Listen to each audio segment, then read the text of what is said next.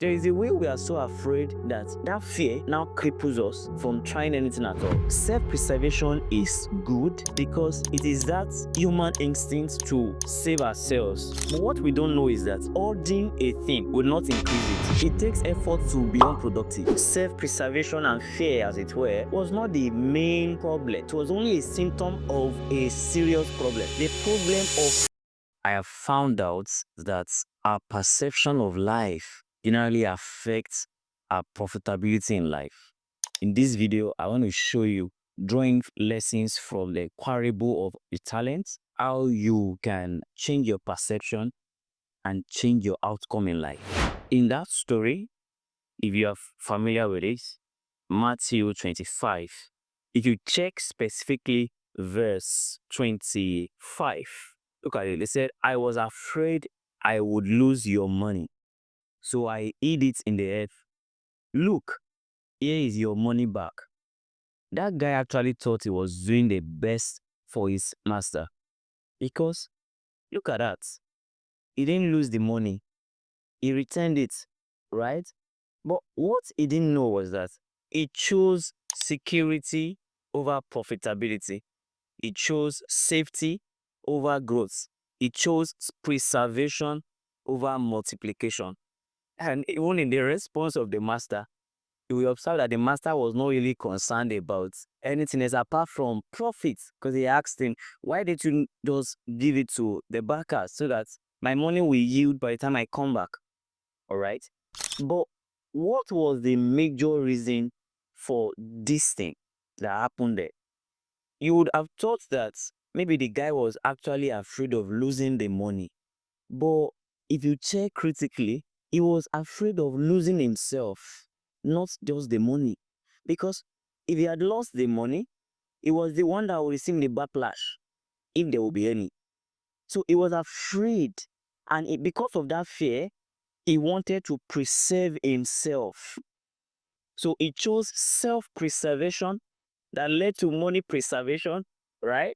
And that way it was not profitable at all.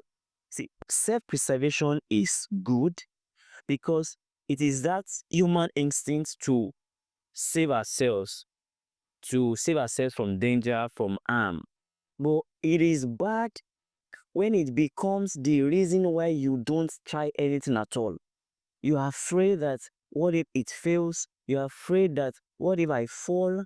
You can fall and pick yourself up. Nothing is wrong with starting and failing at it and picking yourself up. Nothing is wrong with crying and picking yourself up. But there is a way we are so afraid that fear now cripples us from trying anything at all. Say, I was afraid that I would lose the money. And because of that, he kept the money.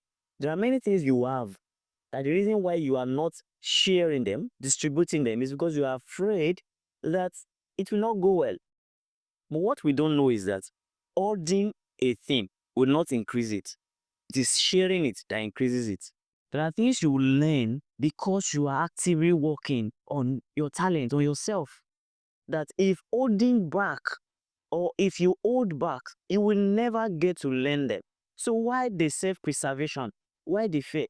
For some people, the reason why we can't see them yet, or they can't face the camera yet, is because they are so afraid. They want everything to be ready. They are waiting for a perfect condition, and you cannot claim your space that way. So it's not because we are afraid of losing what you have. You're actually afraid of losing yourself in the process. And if you cannot be okay with losing yourself in the process, you can't even get anything done in the first place. So look at that. He said, I was afraid I would lose your money, so I hid it in the earth. Look, here is your money back. See, I know there was a comment about the guy that you wicked and lazy servant. I really feel the guy was not lazy. Yes, because it takes effort to be unproductive. It took him effort to dig the earth and kept the money, the talents there. It was effort. Do you see what I'm saying there? That it was not really because he was lazy. It was because he was afraid of losing himself. He was afraid of what the man would say if the money just go like that without any profit at the end of the day. And that way, he lost himself, he lost the money, he lost his reputation, he lost everything because of fear. I don't know why you are holding yourself back. I don't know why you're afraid of failing, afraid of falling, afraid of trying. I don't know why you keep staying in that crippled state for long. But you will never know what you're capable of if you don't try at all. So the issue he had was self-preservation. Now, if we look at it critically, self-preservation was not the inner or core issue. Look at it, let me show you.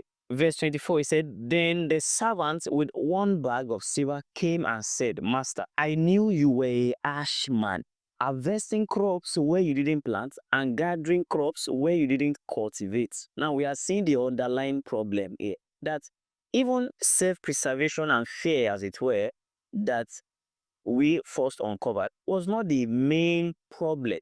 It was only a symptom of a serious problem. And what was the problem this guy had? The problem of perception. See, the moment your perception is wrong, everything will be wrong.